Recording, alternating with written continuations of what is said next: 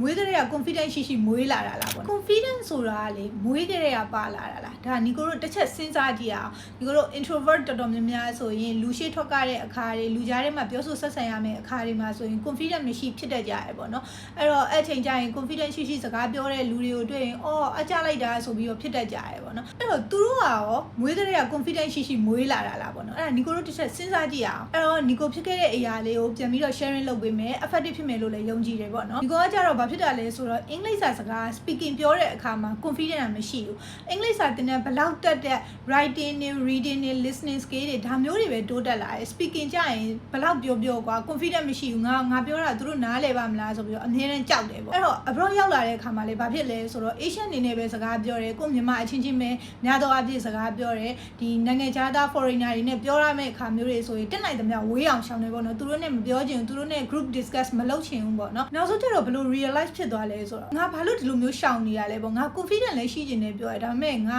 ကြောက်တဲ့အရာကိုသွားပြီးတော့မရင်ဆိုင်ရဲဘူးပေါ့ကွာအဲ့လိုမျိုးတွေးမိရဲ့အဲ့တော့ကိုတေချာ analyze လုပ်လိုက်တဲ့အခါမှာဘာကိုပြဿနာပေးနေရလဲဆိုတော့confidence မရှိခြင်းကဒီကိုတို့ comfort zone ထဲမှာနေပြီးတော့ကိုယ့်ရဲ့မတိစိတ်ကနေပြီးတော့နင်ဒါတော့မလုံးနဲ့တော့နင်ဒါအဆင်မပြေဘူးနင်လုံးရင်အဆင်မပြေဘူးဆိုပြီးတော့ကိုယ့်ရဲ့မတိစိတ်ကနေပြောနေတာအဲ့အတွက်ကြောင့်မလို့ကိုက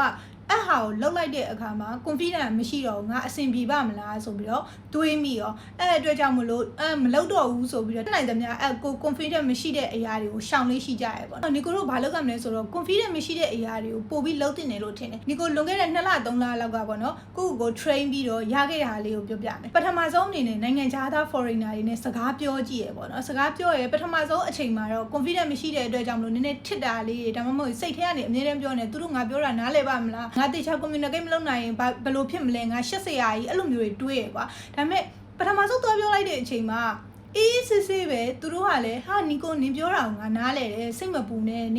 င်ပြောတာကောင်းတယ်အဲ့လိုမျိုးဖြစ်လာတဲ့အခါမှာကို confidence လေးကနည်းနည်းရှိလာဟဲငါပြောတာတော့နားလဲတယ်ဆိုပြီးတော့အဲ့ချိန်မှာတဖြည်းဖြည်းနဲ့သူတို့နဲ့ပြောကြည့်နေနေနောက်ပိုင်းကျတော့ဒီလိုပြောတာကိုအတွက်အဆင်ပြေသွားပြီအဲ့လိုပြောရင် confidence မရှိမဖြစ်တော့ဘူးအော်ငါ confidence ရှိပြောနိုင်တဲ့အခြေအနေရောက်သွားတယ်ပေါ့နော်အဲ့တော့အခုကြည့်နေတဲ့လူငယ်တွေလည်း confidence မရှိဘူးဆိုရင်အဲ့အရာကိုရင်ဆိုင်လိုက်ပါကိုကရှောင်ပြေးနေမယ်ဆိုရင်ပို့ပြီးတော့ confidence မရှိဖြစ်တတ်တယ်ပေါ့နော်အဲ့အတွက်ကြောင့်မလို့ဆက်စချင်းတော့ညီကိုတို့ရဲ့မတိစိတ်ကနေနင်မရဘူးလို့ပြောနေလိမ့်မယ်ဒါပေမဲ့တဖြည်းဖြည်းချင်းလေးလာရင်းနဲ့သင်ယူသွားမယ်လောက်သွားမယ်ဆိုရင်ညီကိုတို့ confidence ရှိတဲ့လူတွေဖြစ်လာလိမ့်မယ်ပေါ့နော်အဲ့တော့ confidence ဆိုတာမွေးကလေးကတော့ပါလာတာမဟုတ်ဘူးကိုတိုင်းတိဆောက်ကြတယ်ကိုတိုင်း train ကြတယ်ကို comfort zone တွေကထွက်မှ confidence ရှိတဲ့လူဖြစ်လာမှာပေါ့နော်အဲ့တော့ confidence မရှိဘူးဆိုတဲ့ introvert လေးတွေလုံးဝအားမငယ်နဲ့ညီကိုတိုင်းလည်းအဲ့လို introvert ကနေပြီးတော့အခု confidence နည်းနည်းရှိလာပြီပေါ့နော်အဲ့တော့ဘာမှအားမငယ်နဲ့စူးစမ်းကြမယ် fighting